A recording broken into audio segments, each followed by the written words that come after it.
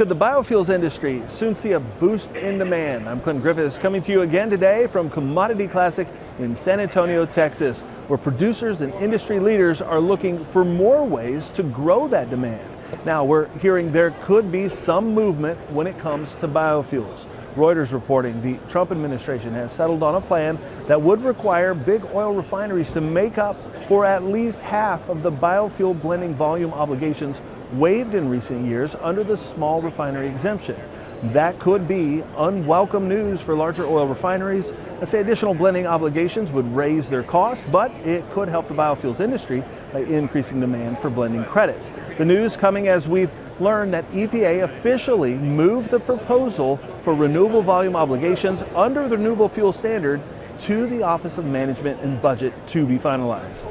AgDay's Michelle Rook joins me here in San Antonio. Michelle, this sounds like good news for the industry. Yeah, absolutely, Clinton. EPA delivering the RVO proposal to OMB means the finalized biofuels blending mandates are close. Now, the White House will review the proposal and the rule will likely be finalized by the end of March. Now, this is important for grain producers who are desperately seeking increased demand. While volumes in the final rule are unknown, EPA's initial RVO proposal for 2026 and 27 showed a sharp increase for biofuels blending mandates, especially for biomass-based diesel at 5.61 billion gallons. I feel confident that nothing has significantly changed over the course of the last 9 months that would have EPA change their view.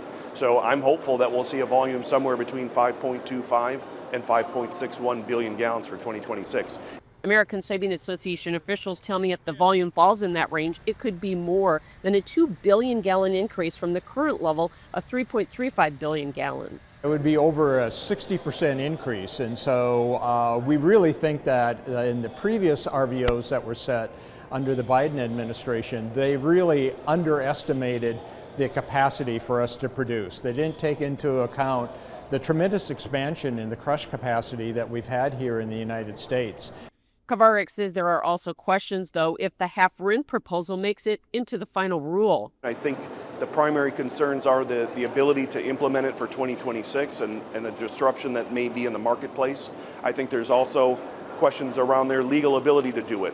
So I don't know for certain whether it's in there for 2026 and 2027. And the biggest concern is what EPA does with the reallocation of the small refinery exemptions. Reuters reporting a 50% reallocation, but Kavarik says they can't confirm that number. But recognizing that they've got a little bit of, a push and pull here with a lot of stakeholders, and refiners want zero reallocation, I would expect it to land somewhere between probably 50 to 100%.